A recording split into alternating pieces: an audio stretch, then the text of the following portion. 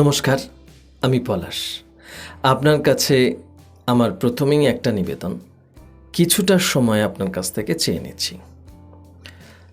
আপনার জন্য নয়, আমার জন্য নয়, আপনার পরবর্তী জেনারেশন, আপনার ছেলে মেয়েদের জন্য। আমার কাছে আবৃত্তি চর্চার ক্লাসে আসেন এমন অনেক বাবা মাই আছেন হয়তো আজকের ভিডিওস যারা দেখবেন, এবং তাদেরকে অনুরোধ করব তারা যেন তাদের পরিমণ্ডলে এটাকে ছড়িয়ে দেন। কারণ কম্পিটিশন ছেলেমেয়েদেরকে আরও অনেক বেশি উন্নত করে তোলে, এটা আমি বিশ্বাস করি। কারোর থেকে লুকিয়ে কিছু হয় না। সঠিকভাবে আপনার ছেলে মেয়েকে যদি এক্সপ্লোর করতে হয় তাহলে কম্পিটিশন একটা ভালো উপায়, কিন্তু সেখানে অনেক রকম জিনিস হয়, সেগুলোর মধ্যে আমি যাচ্ছি না। কিন্তু একটা নিজেদেরকে যাচাই করবার অন্তত একটা প্ল্যাটফর্ম হচ্ছে, অর্থাৎ নিজেদেরকে মূল্যায়ন করবার একটা প্ল্যাটফর্ম হচ্ছে অনেক ছেলে মেয়ে একসাথে শেখা এবং তাদেরকে ইভ্যালুয়েট করা। তাই বলবো এই ভিডিওটা যারা শুনছেন তারা কিন্তু শেয়ার করবেন। এখন কেন এসছে আজকের ভিডিওটা, খুব সহজে এবং খুব সংক্ষেপে বলবো। আবৃত্তি শিখে কয়েকটি ছেলে মেয়ে, কটি ছেলে মেয়ে জীবনে পরবর্তীকালে রোজগার করতে পারে? অর্থাৎ আজকে আমি সরাসরি প্রাত্যহিক জীবনের সাথে কালচারাল এডুকেশনটাকে জুড়ে দেওয়ার জন্য এসেছি। কেন এসেছি? সত্যিই তো আবৃত্তি শিখে কজন রোজগার করতে পারে? কিন্তু একটা কথা আপনাদেরকে আমি স্মরণ করিয়ে দিতে চাই, শ্রদ্ধেয় নাট্যাচার্য সৌম্য মিত্র মহাশয়ের কথা। একবার আকাশবাণীর আর্কাইভ থেকে আমার শোনবার সুযোগ হয়েছিল তার ইন্টারভিউ। সেখানে তিনি পরিষ্কার বলছেন, দেখো, দুটি কথা। একটা হচ্ছে আবৃত্তির কোনো নোটেশন নেই, সেটাকে শিখিয়ে দেওয়া যায় না, সেটা ভেতরের গভীর অন্তঃস্থল থেকে আসে এবং একজন পারফর্মারকে সেটাকে খোদাই করে তুলে আনতে হয়। দ্বিতীয় কথা, সেটা হচ্ছে যে কোনো পারফর্মিং আর্ট করতে গেলে আবৃত্তি কিন্তু তার গর্ভাধার। অর্থাৎ বড় হয়ে যদি সে সিনেমা, সিরিয়াল বা অভিনয় বা থিয়েটারের জগতে যাবে, তাহলে এখান থেকে তার উচ্চারণ শুদ্ধি, তার এক্সপ্রেশনের প্রথম হাতেখড়িটা তৈরি হবে। যদি সে গায়ক হবে, গায়িকা হবে, তাহলে উচ্চারণ শুদ্ধি এবং এক্সপ্রেশনের প্রথম হাতেখড়িটা কিন্তু আবৃত্তি থেকে হয়। কারণ কবিতা আবৃত্তি করতে শেখাটা হচ্ছে সবচেয়ে সহজ, একদম হাতেখড়ি, অ আ ক খ। এখন বলি এখান থেকে আর কি রাস্তা সামনের দিকে এগোনোর জন্য পেরোচ্ছে। আমি জানি না যারা আজকে ভিডিওটা দেখছেন বা যারা আমার কাছে চর্চা করতে আসেন তাদের মধ্যে অনেকেই কিন্তু নিউজ মিডিয়াতে তাদের যা স্থান করে নেবেন কি না। যদি করে নেন, যদি পরবর্তীকালে তারা কোনো নিউজ অ্যাঙ্কারিংয়ের চাকরি পান, নিউজ রিডারের চাকরি পান, কোনো ভালো কর্মক্ষেত্রে ঢোকার সুযোগ তাদের হয়, তাহলে আজকের দিনের এই অভিজ্ঞতা তাদের কাজে লাগবে। আর আমি সেটাকেই এবার কোর্সের আকারে প্রকাশ করতে চলেছি। বলবো তার জন্য কয়েকটি কথা। প্রথমে একটা বিষয় আপনাদেরকে বলে রাখি, একটা ছোট্ট ঘটনার কথা না বললে আপনারা বুঝতে পারবেন না কবে থেকে এই ঘটনাটা আমার মাথায় স্ট্রাইক করেছে। তখন আমি অনলাইনে ক্লাস শেখাই। এখনও আমার মুক্তমন রিসাইটেশন একাডেমি বলে প্লে স্টোরে অ্যাপস আছে, যদিও সেটা কিছুদিন আমি ডিঅ্যাক্টিভেট করে রেখেছি, কারণ অনলাইনে এখন আমি খুব বেশি শেখাতে পারি না। যেটা শেখাই সেটা জুমসের মাধ্যমে শেখাই। তো এই অ্যাপসটাকে এখন আমি ডিঅ্যাক্টিভেট করে রেখেছি। সেটা সেই সময়ের কথা যখন করোনা চলছিল। তো ঠিক তার পরবর্তী সময়ে হঠাৎ করে তমলুক, মেদিনীপুরের তমলুক কাঁথি, ওখান থেকে একজন অভিভাবক আমাকে ফোন করেন, আমি আপনার কাছে আমার ছেলেকে শেখাতে চাই। খুব ভালো কথা। আমি বললাম যে শেখাই তো না, আমি চর্চা করাই। আমার স্যারও সেটা বলেন। আর আমি সেটা তার কাছ থেকেই শিখেছি, এই কথাটা, এই কনসেপ্টটা আমার মাথায় আসে। আচ্ছা, এবার আমি বলি তিনি কি বললেন। তিনি বললেন, আমি বললাম যে আপনি কাঁথি থেকে এত দূরে? বলছে হ্যাঁ আমি আসবো। আমি পণ্ডিত অজয় চক্রবর্তীর কাছে ছেলেকে গান শেখাতে নিয়ে যাই। তো সপ্তাহে তো মাসে তো 2টো ক্লাস হয়, আর 2টো ক্লাস আমি আপনার কাছে নিয়ে যাব। আর বাকি যে 2টো ক্লাস আপনার হয় সে 2টো আমি অনলাইনে করিয়ে নেব। আমি অবাক হয়ে গেলাম। আমি বললাম যে আপনি কাঁথি থেকে আপনার ছেলেকে নিয়ে আসেন, পণ্ডিত অজয় চক্রবর্তীর কাছে নিয়ে যান, সে বিষয়ে কোনো সন্দেহ নেই, তিনি মহীরুহ।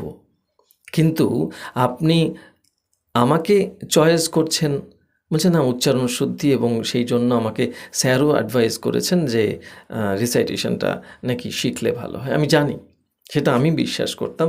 কিন্তু আমি আজও সেই বাবাকে ধন্যবাদ দিই। আমি তাকে একটা প্রশ্ন করেছিলাম যে, "আপনি ছেলের ক্লাস 7 এর ছেলেকে নিয়ে এত দূরে যাতায়াত করছেন কী জন্য? আপনার কারণটা কী?" তিনি আমাকে একটা কথা বললেন। তিনি বললেন, "স্যার, পড়াশোনা শিখে দেখছেন তো ছেলেমেয়েরা কীরকম কত চাকরির কল পাচ্ছে, কীভাবে তাদের চাকরি হচ্ছে, কী চাকরি-বাকরির অবস্থা। আমার ছেলে যদি পারফর্মিং আর্ট করে, যদি গান, কবিতা এই সমস্ত কিছু করে, কীর্তনাঙ্গের কিছু করে যদি ছেলেটা ২ পয়সা আয় করতে পারে, আমি সে ব্যবস্থা করছি।" রাস্তাটা একটু আলাদা। তিনি একটু আলাদাভাবে ভাবছেন। ভিড়ে মিশে যাননি। এমন বাবা-মাও কিন্তু আছেন। আমি সেখান থেকে খোঁজ খবর করা শুরু করি। আমার রিসার্চ শুরু হয় স্পিকিং পাওয়ার ডেভেলপমেন্টের কোর্স ডিজাইন। স্পিকিং পাওয়ার ডেভেলপমেন্টের কোর্স কিন্তু আমি আপনাদের কাছে এবার স্ক্রিনে একটা করে আপনাদের কাছে তথ্য তুলে ধরছি। এখানে আমরা ৩টি ধাপে পড়াশোনাটা শুরু করব। একটা হচ্ছে রিডিং স্কিল, অর্থাৎ আপনার ছেলে বা মেয়ে কেমনভাবে রিড করতে পারে। রিড করার সময় শুধু রিড করা নয়, সেখানে এক্সপ্রেশন দেওয়া, সঠিক জায়গায় সঠিকভাবে গলাটাকে মডুলাইজ করা, তার গলার মডুলেশনটা বোঝা। তারপরে সেটাকে আমরা আরও উন্নত স্তরে নিয়ে যাব ধীরে ধীরে। রিডিং স্কিলের মধ্যে এখনও অনেক কিছু আছে, সেটা ক্লাস 1 থেকে শুরু করে ক্লাস 5, 6, 7, 8, 9, 10-এর জন্য আলাদা আলাদা রিডিং স্কিল, তাদের ম্যাটার্সগুলো আলাদা। কাজে আপনাকে চয়েস করতে হবে আপনার ছেলে বা মেয়ে কোন ক্লাসে পড়ে। সেই অনুযায়ী আমি তাকে রিডিং স্কিলের সিলেবাসটা দেব। তার রিডিং স্কিল কী হবে? অবশ্যই ক্লাস 1-এর বাচ্চার সাথে রিডিং স্কিলে তো ক্লাস 9-এর বাচ্চার ম্যাচ করবে না। তাদের দুজনের আলাদা, তাদের দুজনের মন এবং মনন আলাদা, চিন্তা শক্তি আলাদা, পারফর্ম করবার ক্ষমতাটাও আলাদা। এখন দ্বিতীয় কি আছে? এবার আসছে পারফর্মিং আর্ট। সেখানে তাকে কি করতে হবে? রিসাইটেশন সেখানে আছে, কিন্তু রিসাইটেশনের সাথে তার সাথে আরও কতগুলো উইংস আমরা খুব গুরুত্বপূর্ণ জুড়ে দিচ্ছি। সেগুলো কি? সেগুলো হচ্ছে একটা শ্রুতি নাটক, একটা হচ্ছে স্টোরি টেলিং। আজকের দিনে কে বলা যায় আপনার ছেলে বা মেয়ে খুব ভালো করে মীরের মতন একজন ব্লগার না হয়ে যায়?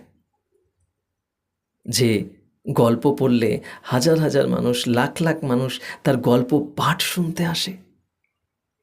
গল্প বলবার তো একটা ধরন চাই, একটা স্টাইল চাই।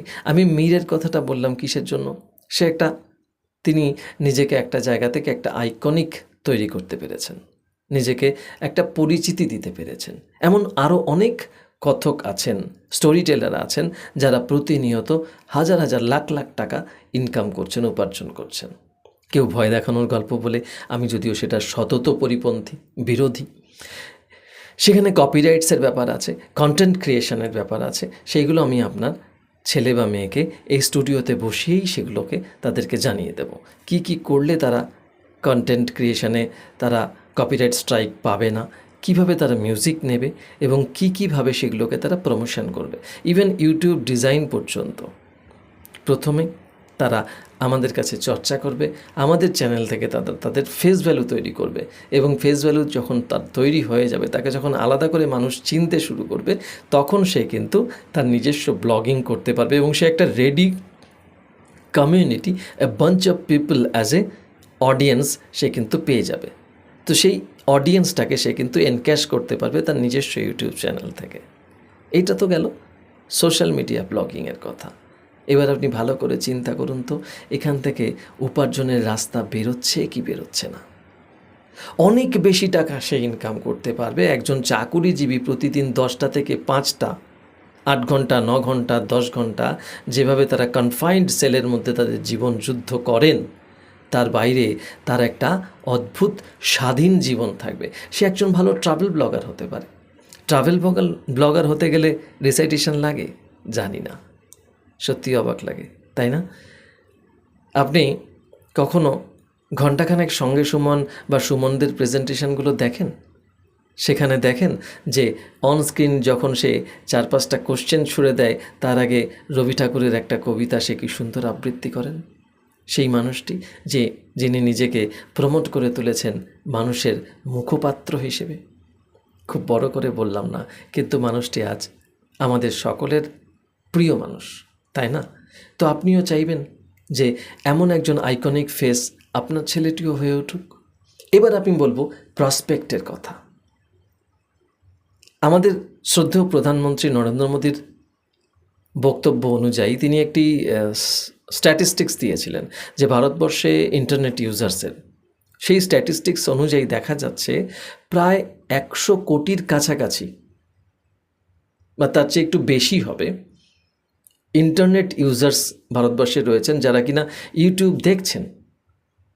আপনি জানেন মাত্র কয়েক লক্ষ মানুষ যদি আপনার ভিডিও দেখেন, তাহলে সেখান থেকে আপনি আপনার মতন আরও 3-4টে সংসার চালাবার মতন উপার্জন করতে পারেন।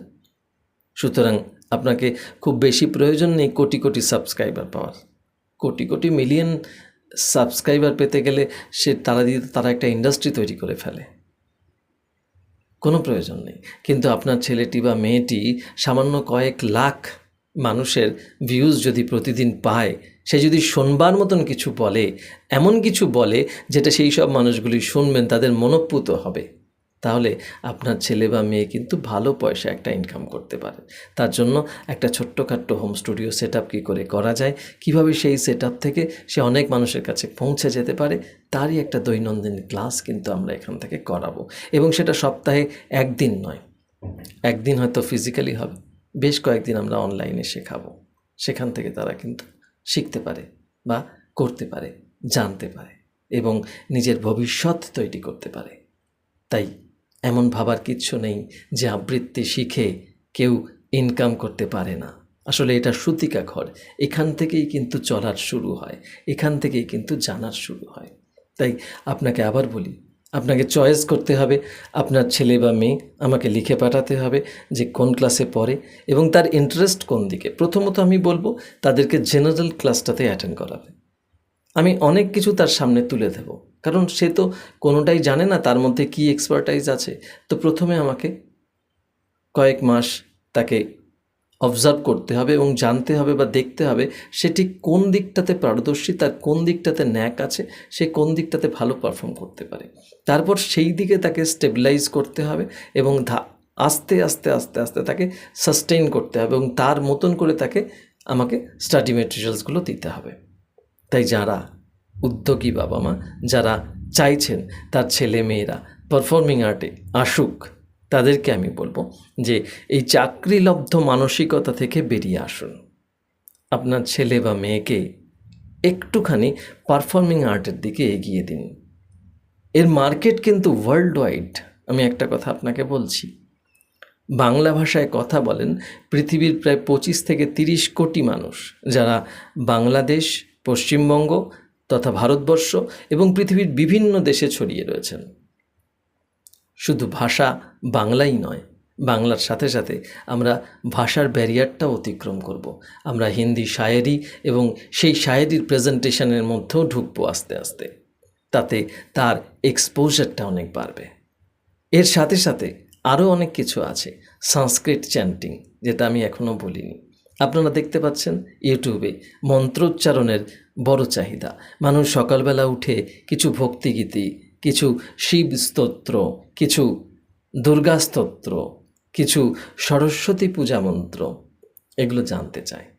মানুষ জানতে চায় কিভাবে মন্ত্র পাঠ করা যায়, কিভাবে মন্ত্র উচ্চারণ করা যায়। সব জায়গা থেকে একটা ইম্প্রোভাইজেশন চলছে।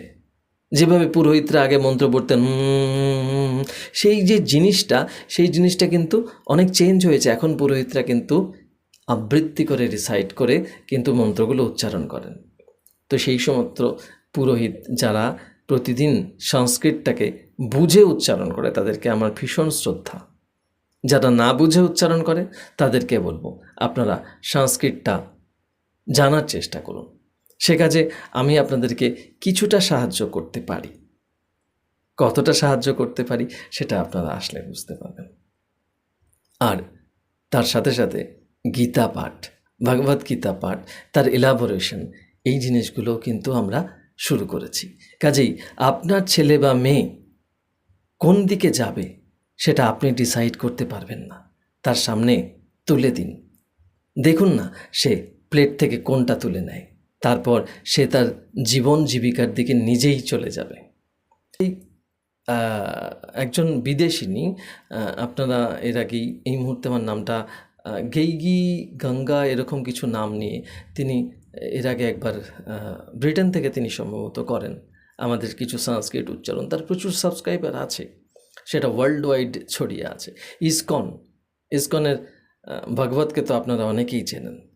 তো এরকম অনেক আ যারা ইউটিউব ব্লগার আছেন, স্পিকার আছেন, যারা প্রতিনিয়ত মানুষের কাছে শোনাতে যান।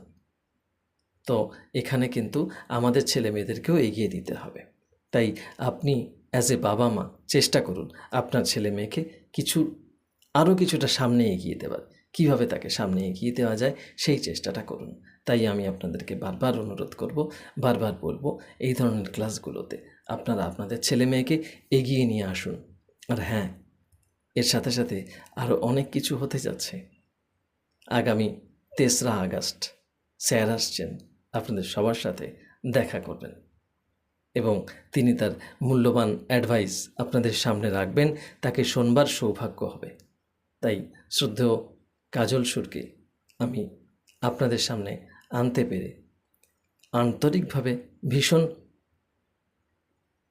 খুশি অনুভব করছি এবং আমি জানি এটা শোনবার পরে আপনার এবং আপনার ছেলেমেয়েরা কিন্তু অনেক অনেক ধাপটা এগিয়ে যাবে। তার 50 বছরের জীবনের অভিজ্ঞতা, তার ওঠাপড়া, সাধারণ একটি গ্রাম থেকে হালিশহরের মতন একটি জায়গা, প্রত্যন্ত গ্রাম, যেখান থেকে আমরা উভয়েই উঠে এসেছি। আপনারা জানতে পারবেন অনেক ইতিবৃত্ত সেই সংগ্রামের ইতিহাস। তাই আর দেরি নয় বন্ধু, এবার এগিয়ে যাওয়ার সময়।